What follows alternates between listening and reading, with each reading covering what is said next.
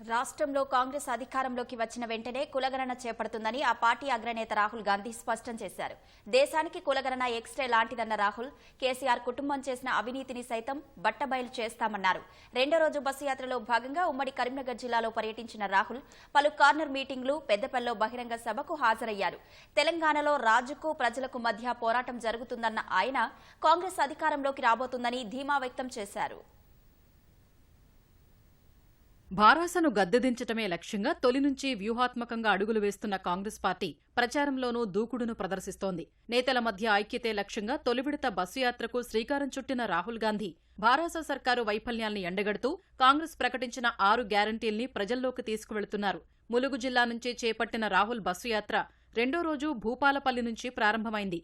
భూపాలపల్లి జెన్కో అతిథి గృహం నుంచి అంబేద్కర్ విగ్రహం వరకు పార్టీ నేతలు, కార్యకర్తలతో కలిసి రాహుల్ గాంధీ బైక్ ర్యాలీ నిర్వహించారు.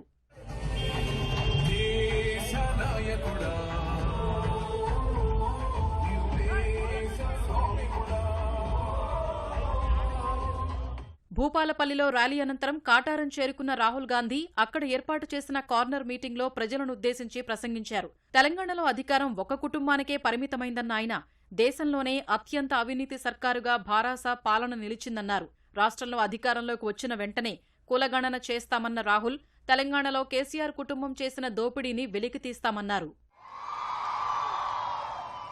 दोराला तेलंगाना और प्रजाला तेलंगाना के बीच में लड़ाई है और पता लगा 10 साल हो गए आपके चीफ मिनिस्टर आपसे दूर दूर होते गए। देश में सबसे ज्यादा भ्रष्टाचार तेलंगाना में। तेलंगाना का मॉडल दूसरे स्टेटों में जाता है। बीआरएस, बीजेपी और एमआईएम को देखिए, ये तीनों के तीनों कांग्रेस पार्टी पर आक्रमण करते हैं। देश में सबसे बड़ा मुद्दा कास्ट सेंसस का मुद्दा है। कास्ट सेंसस एक्सरे जैसा है। छत्तीसगढ़ में, राजस्थान में, कर्नाटक में हमने कास्ट सेंसस का ऑर्डर दे दिया है। तेलंगाना में हमारी सरकार आएगी तो पहला काम हम तेलंगाना का एक्सरे करवाएंगे। एक भाई और बहनों, एक्सरे से ये भी पता लग जाएगा कि चीफ मिनिस्टर के परिवार ने तेलंगाना का कितना पैसा लूटा है। 2004 में कांग्रेस पार्टी ने आपको वायदा किया था तेलंगाना का, सोनिया गांधी जी ने पूरा किया। तेलंगाना के सपने पूरे करने के लिए तेलंगाना को एक्सरे की जरूरत है। కాటారం నుంచి మంథని మీదుగా రాహుల్ గాంధీ బస్సు యాత్ర కొనసాగింది. ఈ సందర్భంగా మంథనిలో జరిగిన కార్నర్ మీటింగ్లో ప్రసంగించిన రాహుల్ భాజపా భారాసలపై విమర్శలు గుప్పించారు. కేంద్ర ప్రభుత్వాన్ని ప్రశ్నించే విపక్ష నేతల్ని వెంటాడుతున్న దర్యాప్తు సంస్థలు కేసీఆర్ అవినీతి గురించి మాత్రం ఎందుకు పట్టించుకోవటం లేదని అన్నారు. మజ్లిస్తో కలిసి ఈ రెండు పార్టీలు కాంగ్రెస్పై దాడి చేస్తున్నాయని విమర్శించారు. తెలంగాణలో కాంగ్రెస్ పవనాలు వీస్తున్నాయన్న రాహుల్ ప్రజా ప్రభుత్వాన్ని ఏర్పాటు చేస్తామని తెలిపారు. विपक्ष के सब लोगों के पीछे CBI, ED, income tax department, मगर आपके चीफ मिनिस्टर के खिलाफ कोई केस नहीं, ना ईडी, ना सीबीआई, ना इनकम टैक्स। आपके चीफ मिनिस्टर हाथ जोड़ के नरेंद्र मोदी जी के सामने खड़े हो जाते हैं। और मैं आपको बताता हूं, आप देख लेना, तेलंगाना में लहर आ रही है, कांग्रेस पार्टी की लहर है। आप याद रखना मैंने यहाँ क्या बोला। और जैसे ही हमारी सरकार आएगी, आप देखना, आप पूछना अपने आप से, जो राहुल गांधी ने कहा था क्या सच कहा था या झूठ बोला था। और गरीब लोगों को तेलंगाना में भागीदारी मिलेगी और जो आपने सपना देखा था वो सपना पूरा होना शुरू हो जाएगा। అనంతరం పెద్దపల్లిలో సింగరేణి కార్మికులతో సమావేశమైన రాహుల్ గాంధీ వారి సమస్యలను అడిగి తెలుసుకున్నారు. సింగరేణిలో రాజకీయ ప్రమేయం పెరిగిందని రాహుల్కు కార్మికులు వివరించారు. సింగరేణి అభివృద్ధి జరగలేదని, దోపిడీ పెరిగిందని రాహుల్ వద్ద వారు ఆవేదన వ్యక్తం చేశారు. అక్కడి నుంచి పెద్దపల్లిలో జరిగిన బహిరంగ సభకు హాజరైన రాహుల్ గాంధీ భాజపా బారాస ప్రభుత్వాలపై విమర్శల దాడి చేశారు.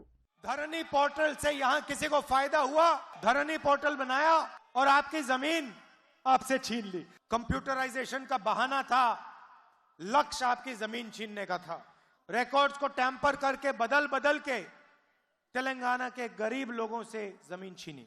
2 BHK का स्कीम था। मैं आपसे पूछना चाहता हूं, कितने लोगों को घर मिले? किसानों से कर्जा माफी की बात की थी, 1 लाख करोड़ रुपए आपको देने की बात की थी, कितना कर्जा माफ? सिर्फ बड़े बड़े लैंडलॉर्ड्स को रायता बंधु का फायदा मिला। आज मैं यहां सिंगरेनी माइंस के वर्कर्स से बात किया हूं। मैं आपको साफ बताना चाहता हूं, यहां की जो सिंगरेनी के माइंस हैं उनको हम प्राइवेटाइज नहीं होने देंगे। पहले भी अदानी जी को बेचने की कोशिश हुई थी, हमने रुकवाया, हम खड़े हो गए। यहाँ के जो वर्कर्स हैं उनकी रक्षा कांग्रेस पार्टी करेगी। मगर ये मामला सिर्फ तेलंगाना का नहीं है, पूरे देश में अदानी जी की मदद की जा रही है। सरकारी कोल कंपनीज और प्राइवेट कोल कंपनीज को अलग अलग दाम में कोयला बेचने का मौका मिलता है। जहां भी देखो प्राइवेटाइजेशन करा जाता है, हम इसके खिलाफ हैं। जो हमारे वर्कर्स हैं, जो हमारे किसान हैं, उनकी रक्षा होनी चाहिए, उनका प्रोटेक्शन होना चाहिए। మూడో రోజు బస్సు యాత్ర కరీంనగర్ నుంచి ప్రారంభం కానుంది. బస చేసిన హోటల్ నుంచి ఉదయం 8:30కు బయలుదేరనున్న రాహుల్ 9 గంటలకు చొప్పదండి నియోజకవర్గంలోని గంగాధర వద్ద జరిగే సమావేశానికి హాజరవుతారు. 9:30కు కొండగట్టు ఆంజనేయ స్వామికి ప్రత్యేక పూజలు నిర్వహించనున్నారు. అక్కడి నుంచి 11 గంటలకు జగిత్యాలలో జరిగే కార్నర్ మీటింగ్లో రాహుల్ ప్రసంగిస్తారు. మధ్యాహ్నం 12 గంటలకు వేములవాడ నియోజకవర్గ పరిధిలోని మేడిపల్లిలో, 1 గంటకు కోరుట్లలో జరిగే సమావేశాలకు హాజరవుతారు.